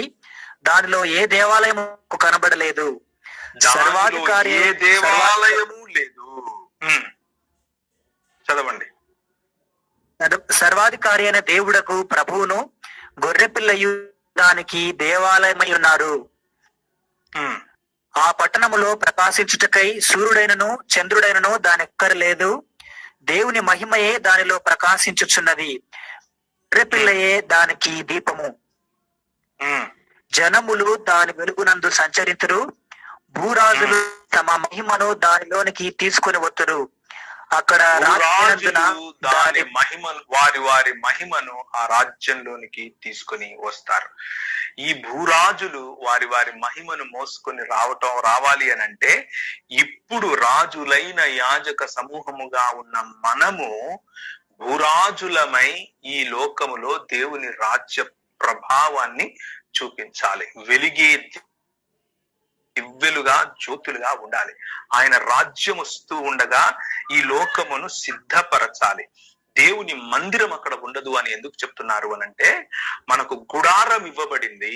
మనము వెళ్ళి దేవునితో సహవాసం చేయటానికి ఒక స్థలము. ఆయన వచ్చి షకీనా మహిమగా అక్కడ వాసం ఉండటం కోసం పరలోకము మరియు భూలోకము కలిస్తే ఎలా ఉంటుంది అన్న ఒక చిన్న మైక్రోస్కోపిక్ ఉదాహరణను ఆయన మందిర రూపములో లేకపోతే ప్రత్యక్ష గుడార రూపములో ఇచ్చాడు.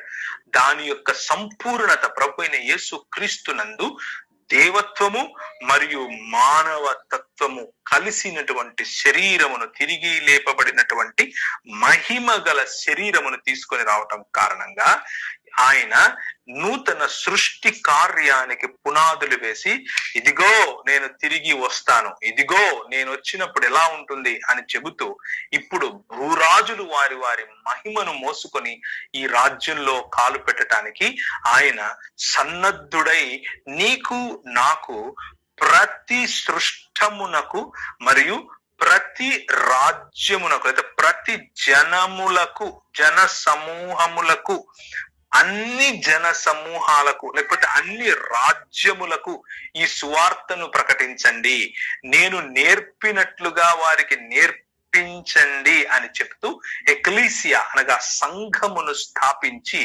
వెళ్ళాడు. ఆయన రాబోతున్నాడు. కరోనా వచ్చింది, చాలా మంది చచ్చిపోతున్నారు, పాస్టర్లు చచ్చిపోతున్నారు, డాక్టర్లు చచ్చిపోతున్నారు. యేసు ప్రభు వచ్చేస్తాడు.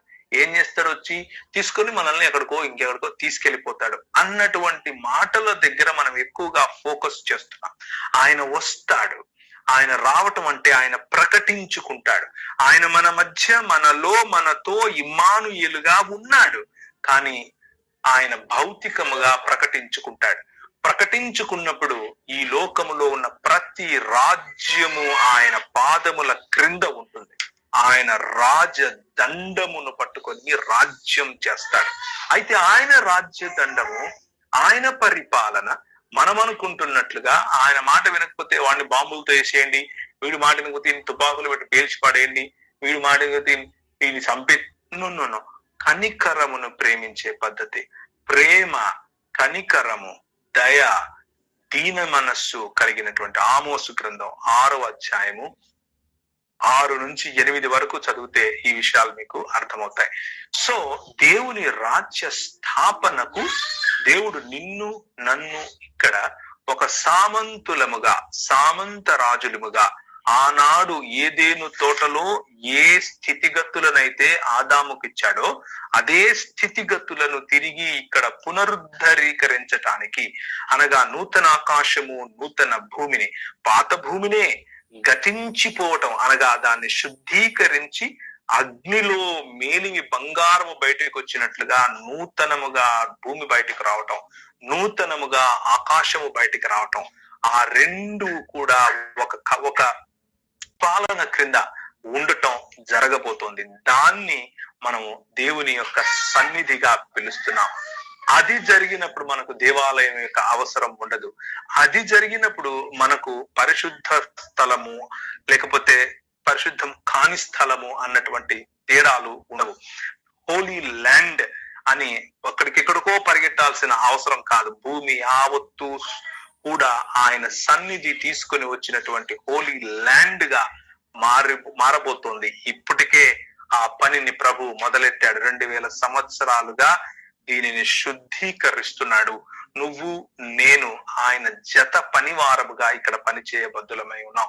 నువ్వు నేను ఆయన జత పనివారముగా మనము మరొకసారి వదకు తేబడినటువంటి గొర్రె పిల్లలు ఏ విధంగా ఉంటాయో ఆ విధముగా మనము దాని ఏమంటారు, విధేయత చూపిన వారమై బ్రతకాల్సినటువంటి పరిస్థితిలోనికి మనం ఉంటాం. ఇదంతా ఎందుకు జరుగుతోంది అని అంటే, ఆయన మనల్ని తిరిగి తన రాజ్యములో ఒకానొక సమయంలో మనకున్నటువంటి అధికారమును మనం తిరిగి ఇప్పుడు సంపాదించి ఆయన కోసం పని చేసి ఆయన రాజ్యము కొరకు ఇక్కడ సిద్ధపాటును చేసి ప్రభు వచ్చినప్పుడు ఆయనను ఎదుర్కోవటానికి మేఘాల మీద వెళ్ళి ఆ రాజును మనము స్వీకరించి ఆయనను దాన్ని ఏమంటారు, రాజును ఆహ్వానించే పద్ధతిలో ఆహ్వానించి ఈ లోక రాజ్యములో ఉన్నటువంటి రాజులు, భూరాజులు వారి వారి మహిమలను మోసుకొని మన రాజ్యములోనికి, దేవుని రాజ్యములోనికి కాలు పెట్టే విధంగా మనము కష్టపడాలి. మన జీవితం అలా ఉండాలి. దేవుని రాజ్యమును గురించినటువంటి ఆలోచన, దేవుని రాజ్యములో ఉండేటటువంటి మంచి పనులు, ఈ లోకంలో ఈ పాండమిక్ సమయంలో నువ్వు నేను చేయాల్సినటువంటి మంచి పనులు, సత్ కొరకు చేస్తూ, దేవుని రాజ్య నిర్మాణం కొరకు చేస్తూ, స్వార్థ పరిచర్యను కేవలం మౌఖికంగా నోటితో చెప్పేదిగా మాత్రమే కాకుండా సాగు చేయటము, సంరక్షించటము అనేటటువంటి మంచి ప్రణాళికలో గనక మనం ముందుకెళ్ళగలిగినట్లయితే దేవుని రాజ్యాన్ని మనం మరింత చూస్తాం. మనకు చాలా తక్కువ సమయం ఉంది. ఆ తక్కువ సమయంలో చాలా పెద్ద అంశాన్ని సంకుచితంగా తక్కువగా చేసి మీకు అందించే ప్రయత్నం చేశాను. ఏదేమైనప్పటికీ మరింత విస్తారంగా తెలుసుకోవటానికి త్వరలోనే దాని గురించిన పూర్తి సమాచారం పుస్తక రూపంలో కూడా నేను విడుదల చేస్తాను. ఏదేమైనప్పటికీ 1-2 నిమిషాలు జ్ఞాపకం చేసుకోండి. మన దేశానికి వారి జీవితాలను, వారి సంస్కృతులను, వారి దేశాలను విడిచిపెట్టి వచ్చినటువంటి క్రైస్తవ మిషనరీ సంఘాలు నోటితో నువ్వు సస్తే పరలోకం పోతావా, ఇంకెక్కడికి వెళ్తావు, నరకం వెళ్తావా అని చెప్పి మాత్రమే మనకు పరిచర్య చేయలేదు. అది ఇంపార్టెంట్, చెప్పాలి, నేను కాదనట్లేదు. కానీ అది మాత్రమే సువార్త కాదు. ఈ లోకమును దేవుని సన్నిధి, దేవుని యొక్క రాజ్యము కొరకు నిర్మించాలి. వైద్య రూపంగా నిర్మించాలి, విద్యారూపకంగా నిర్మించాలి, జ్ఞాన రూపకంగా నిర్మించాలి, రాజకీయ రూపకంగా నిర్మించాలి, మానవ హక్కుల పరిరక్షణ రూపంగా నిర్మించాలి. మనము ఒక మేస్త్రి ఉంటాడు, ఆయనకు తెలిసిందల్లా ఏంటి అంటే సిమెంట్ కలపాలి, ఇటుక పెట్టాలి, మట్టగుండు పెట్టి చూడాలి చక్కగా ఉందా లేదా, సిమెంట్ వేయాలా, చక్కగా గోడ కట్టాలా. ఆయన మైండ్ లో అదే ఉంటది. చెక్క పని చేసేవాడు ఉంటాడు, తుడుంబడతాడు, ఏదో చేస్తాడు, రంగురంగులు దాన్ని చెక్కుతాడు, డిజైన్స్ చేస్తాడు. ఇది ఈయన చేయమన్నాడు, నేను చేశాను, అక్కడ పెట్టాను, అంతే. ఇంకొకడు వస్తాడు, దాన్ని ఏమంటారు, బండల పని చేస్తాడు. ఏంది ఈ బండలు, కోస్తాడు, మంచిగా దాన్ని పరుస్తాడు, దాని మీద మిషన్ పెట్టి తిప్పుతాడు, పాలిష్ అంటాడు. అంతా అయిపోయిన తర్వాత మనకు చివరిలో తెలుస్తుంది ఆ మేస్త్రి కట్టిన గోడ, ఈ వడ్రంగి చెక్కినటువంటి పుల్పిట్, కింద పరిచినటువంటి బండలు, పెట్టిన కిటికీలు, ఇదంతా కూడా ఒక ఆర్కిటెక్ట్ లేకపోతే ఒక ఇంజనీర్ తన మనసులో ఒక పెద్ద దేవాలయమును లేకపోతే కెథిడ్రల్ ను ఆయన మనసులో ఉంచుకుని చేశాడు. చివరికి చూస్తే అందమైనటువంటి ఒక కెథిడ్రల్ కనిపించింది. ఎగిచ్చితని కింద పడేసిపోతాడా? నో. నిత్యత్వములో ఉండటం కోసం ప్రభువు కడుతున్నాడు. ఈరోజు నువ్వు నేను చేసే చిన్న చిన్న పనులు, అది సంఘంలో చాపలేయటం కావచ్చు, అది మైక్ పట్టుకొని సువార్త చెప్పటం కావచ్చు, అది గవర్నమెంట్ ఆఫీస్ లో ఇంజనీర్ గా ఉండొచ్చు, లేకపోతే నర్సుగా పనిచేస్తూ ఉండొచ్చు, లేకపోతే టీచర్ గా పనిచేస్తూ ఉండొచ్చు. ఏ రంగంలో మీరు పనిచేస్తూ ఉన్నా దేవుని రాజ్యము కొరకు ఈ భూమిని నేను తయారు చేస్తున్నాను అన్న దృక్పథములో పని చేస్తే, ఆ దృక్పథంలో గనక మనం ముందుకు వెళితే, ఆయన వచ్చినప్పుడు మేము స్వీకరించాలి అన్నటువంటి దృక్పథంలో వెళితే, ఒక అందమైనటువంటి నూతన ఆకాశమును, నూతన భూమిని ప్రభు మనకు ఇస్తాడు. ఆ విధంగా మన జీవన విధానం ఆ విధంగా మనం జీవించాలని కోరుకుంటూ, దేవుని రాజ్యం కొరకు కష్టపడాలి అని కోరుకుంటూ, ఎస్కేల్ ప్రార్థన మందిరము వారు ఇచ్చినటువంటి నాకు ఇచ్చినటువంటి ఈ అవకాశానికి పెద్దలకు అలాగే కాపరికి కూడా కృతజ్ఞతలు తెలియజేస్తూ ముగిస్తున్నాను. Thank you.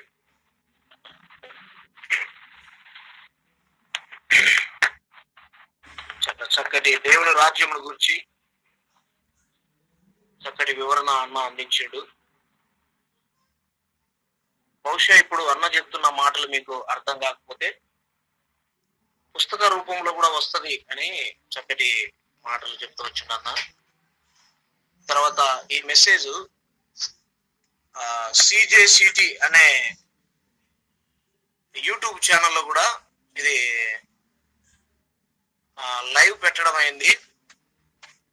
మీరు ఉదయము దీని నుండి మీరు డౌన్లోడ్ చేసుకుంటే వాక్యం వినొచ్చు. వర్తమానం ఆడియో రూపంలో వస్తుంది కనుక ఈ సమయంలో సురేష్ బాబు అన్న ప్రార్థన చేస్తాం. కర్నూలు సురేష్ బాబు.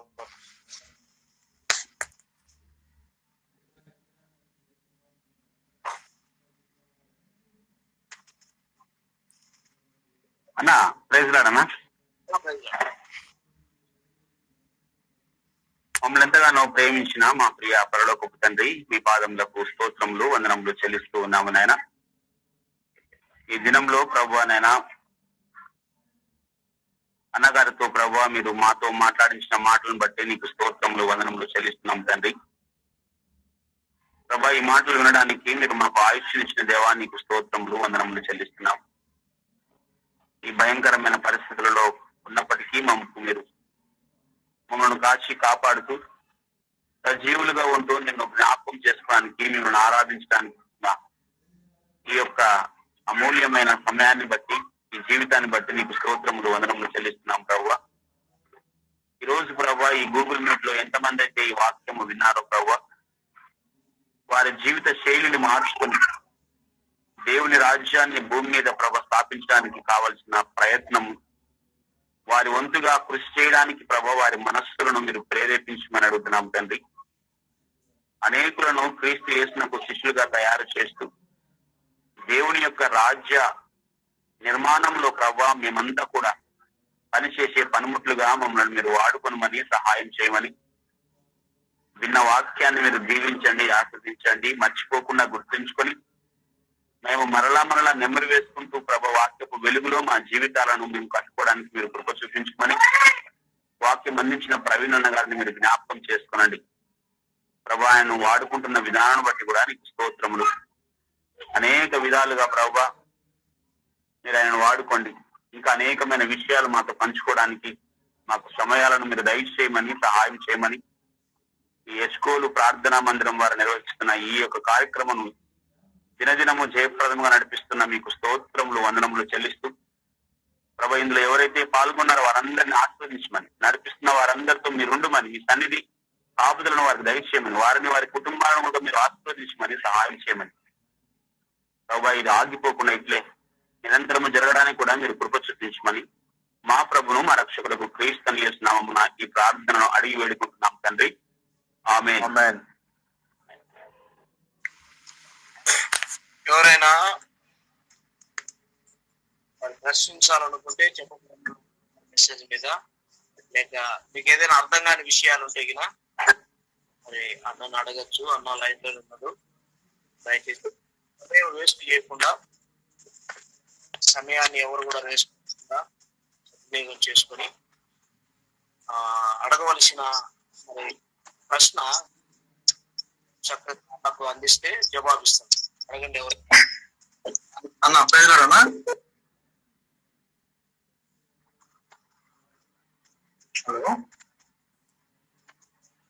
హలో బ్రదర్ ఉన్నాను, చెప్పండి. పరలోక రాజ్యము దేవుని రాజ్యం. దేవుని రాజ్యంలో మనము ఎలాగా పాలిభాగస్తులుగా అయ్యే విషయం స్పష్టంగా అర్థమైంది కన్నా. అది పరలోక రాజ్యానికి దేవుని రాజ్యానికి కొద్దిగా వివరణ ఇవ్వండి.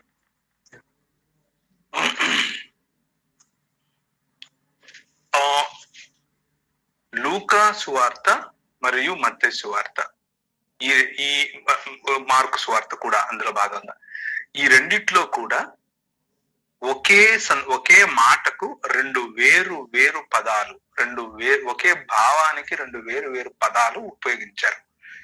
ఒకటేమో దేవుని రాజ్యం, రెండవదేమో పరలోక రాజ్యం. దేవుని రాజ్యం అన్నా పరలోక రాజ్యం అన్నా ఒకటే, ఏ తేడా లేదు. పరలోకం యొక్క పరిపాలన అన్న దేవుని యొక్క పరిపాలన అన్న ఒకటే, ఏ తేడా లేదు. కాబట్టి ఇది నాకు నా అధ్యయనంలో నాకు అర్థమైనటువంటి విషయం. ఒకవేళ నాతో కొంతమంది వారి అధ్యయనంలో పరలోక రాజ్యానికి మరియు దేవుని రాజ్యానికి వ్యత్యాసం చూపించే ప్రయత్నం చేశారు. అందులో అలాంటివి ఒకటి రెండు సన్నివేశాలు నేను చూశాను. కానీ మెజారిటీ స్కాలర్స్ ప్రపంచవ్యాప్తంగా, బైబిల్ స్కాలర్స్ అందరూ కూడా పరలోక రాజ్యం అన్నా దేవుని రాజ్యం అన్నా ఒకటే అని చెప్తారు. కాబట్టి ఇప్పుడు నేను ఏదైతే చెప్పానో ఇది దేవుని రాజ్యము మరియు పరలోక రాజ్యం కూడా. Okay thank you. ఓకేనా, థ్యాంక్ యూ అన్న. Thank you brother. ఇంకెవరైనా అడగాలనుకుంటే అడగండి, సమయం వేస్ట్ చేయొద్దు.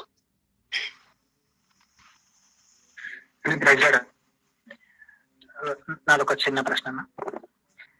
ఈ మార్కు 9వ అధ్యాయంలో, మార్కు 9వ అధ్యాయం మొదటి వచనంలో దేవుని రాజ్యం బలముతో వచ్చుట చూచు,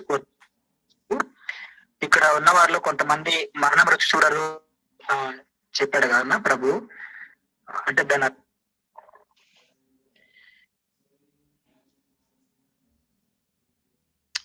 రైట్.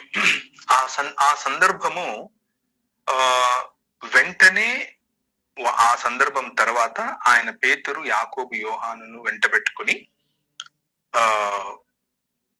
రూపాంతర కొండ మీదకి వెళ్తాడు. రూపాంతర కొండ మీదకి వెళ్ళినప్పుడు దేవుని రాజ్యము అనగా దేవుని పరిపాలన అనగా అందులో ఏలియా మరియు మోషే ధర్మశాస్త్రానికి, ఏలియా దేవుని యొక్క ప్రవక్తల పరంపరలో ఉన్నటువంటి పవర్, లేకపోతే ప్రవక్తల పరంపరలో ఉన్నటువంటి డునామీస్ అనగా అద్భుతములు చేసేటటువంటి పనులకు చిహ్నాలు. ఈ ఇద్దరు రావటం అనగా దేవుని రాజ్య స్థాపనకు అవసరమైనటువంటి పునాది ఆ రోజు పడిపోవటం, మరియు యేసుక్రీస్తు రూపాంతరము చెంది భూమి మీద ఏ చాకలియు ఇంత చలవగా చేయలేడు అన్నట్లుగా ఆయన ప్రకాశమానమైపోయినట్లుగా అక్కడ ఉన్న వాళ్ళు చూస్తారు. సో యేసు ప్రభు చెప్పినటువంటి ఆ మాట ఆ రోజే, అంటే ఆ రూపాంతర కొండ మీద జరిగినటువంటి సన్నివేశంతోనే సంపూర్ణమైంది. అంత మాత్రమే కాదు, ఆయన చనిపోవటం, తిరిగి లేవటానికి సమాధి ఖాళీగా ఉంది అని చెప్పినప్పుడు ప్రజలు పరిగెట్టుకుంటూ వచ్చి, ముఖ్యంగా పేతురు మరియు యోహాను పరిగెట్టుకుంటూ వచ్చి లోపల చూస్తే ఒకవైపు తల వైపు మరియు కాళ్ళ వైపు కూర్చున్నటువంటి ఇద్దరు దేవదూతలు కనిపించడం.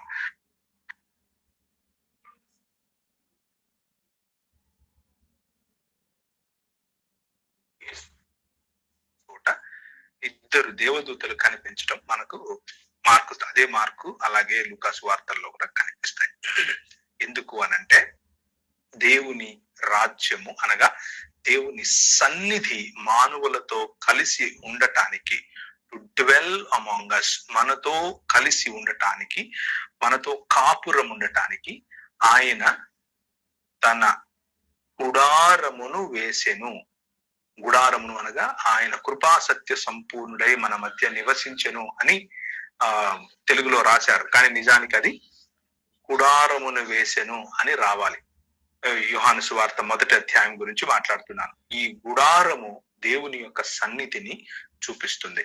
అలా తిరిగి లేచినటువంటి మహిమ శరీరమును కలిగినటువంటి యేసుక్రీస్తు నూతన సృష్టి మరియు ఆయన రాజ్యము యొక్క స్థాపన గురించి ఆ రోజు పునాది వేసి మరణాన్ని జయించేసి మీరు యెరూషలేములోనే ఉండండి, పరిశుద్ధాత్ముడు మీ మీదకి వస్తాడు, ఏ చేతి సహాయము లేకుండా తీయబడినటువంటి రాయి ఇంతింతై మహాపర్వతమై ఈ లోక మర్యాదలుగా చెప్పుకునేటటువంటి గొప్ప గొప్ప రాజ్యాలన్నిటినీ కలిసినటువంటి ప్రతిమ, ఓ రాజైన నెబుకద్నెజరు నువ్వు చూస్తున్నావు కదా, దాన్ని దంచి కొడుతుంది, గాలికి నిలబడలేనటువంటి పుట్టులాగా ఈ రాజ్యాలు పారిపోతాయి అని చెప్పినటువంటి ఆనాటి ప్రవచన నెరవేర్పుగా పెంతికోస్తు దినాన సంఘ స్థాపన, సంఘ ఆవిర్భావం, ప్రతి భాష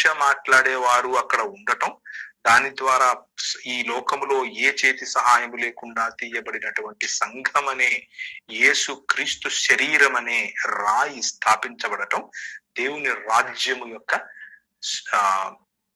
దేవుని రాజ్యం బలముగా రావటం యొక్క నిదర్శనముగా మనం చూస్తాం. సో యేసుక్రీస్తు చెప్పాడు, అది సంపూర్ణమైంది, అప్పటికి అపోస్తలులు బ్రతికే ఉన్నారు.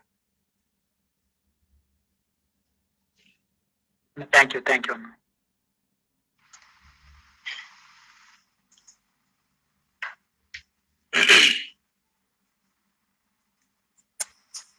ఇంకా ఎవరైనా ప్రశ్నించాలనుకుంటే ఇంకొక ప్రశ్న అవకాశం ఉంది, ప్రశ్నించండి.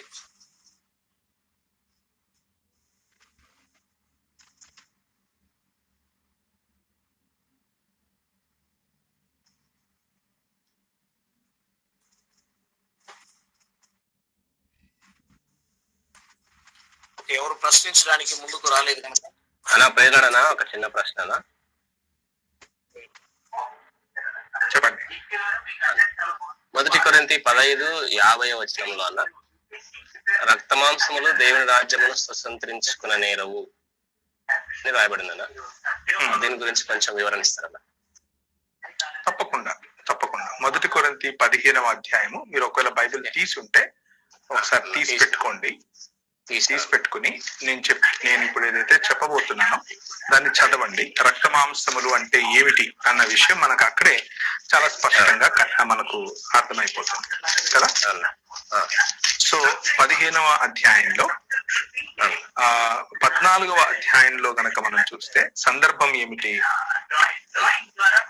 ఏ విధంగా దేవుని రాజ్యంలో చాలా అక్కడ డిస్టర్బెన్స్ ఉంది బ్రదర్, నేను మ్యూట్ లో పెట్టేస్తాను.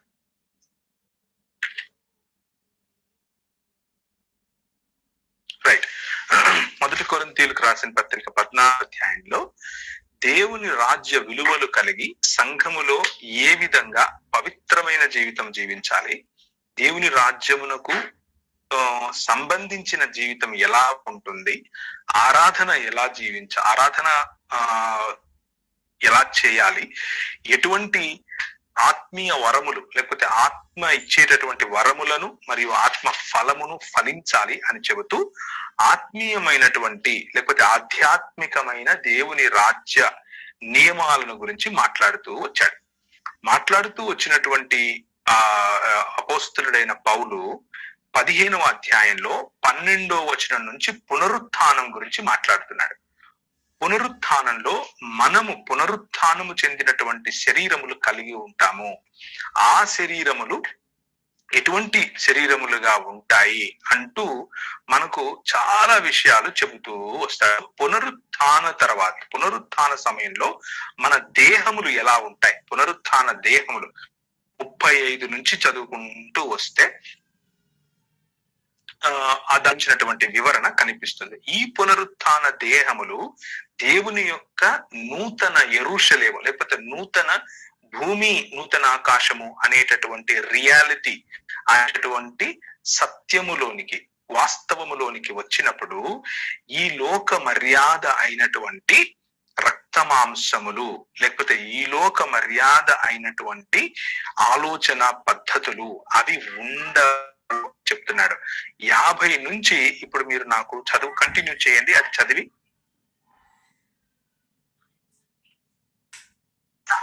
సహోదరులారా అన్న చదవండి. నేను చెప్పున్నది ఏమనగా, రక్త మాంసమును దేవుని రాజ్యమును స్వతంత్రించుకునేరవు, క్షయత అక్షయతను స్వతంత్రించుకున్న. ఇదిగో మీకు ఒక మర్మము తెలుపుతున్నాను, మనమందరము నిద్రించం గాని నిమిషములో ఒక రెప్పపాటున కడబూరగానే మనమందరము మార్పు పొందుదము.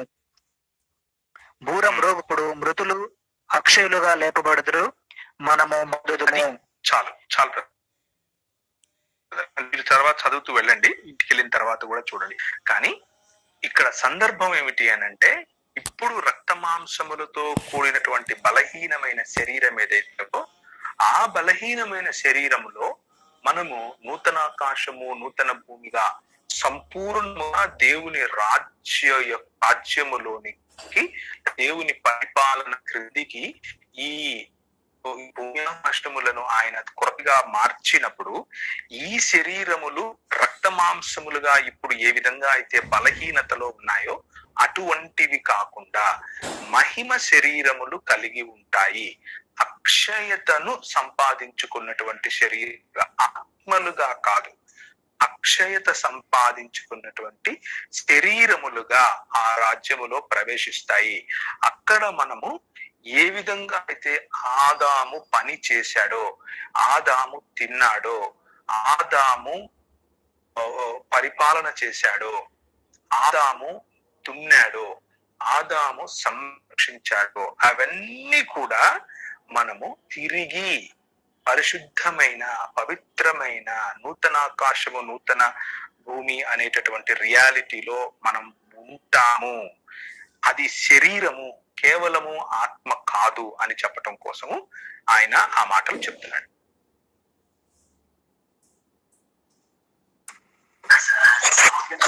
ఓకేనా? థ్యాంక్ యూ అన్న. చక్కటి మెసేజ్ అందించిన మరి అన్నగారికి క్వశ్చన్స్ ఆన్సర్ ఇచ్చి ఆన్సర్ అందిస్తూ వాళ్ళందరినీ కూడా మరి దేవుని వాక్యం చేత సంతృప్తి పరిచిన మరి అన్నగారికి మరి అందరం వందనాలు చెప్దాం. అన్నా praise lord. Thank you very much brothers. Thank you very much. Praise the lord. Praise the lord. ప్రకటన అయిందాం.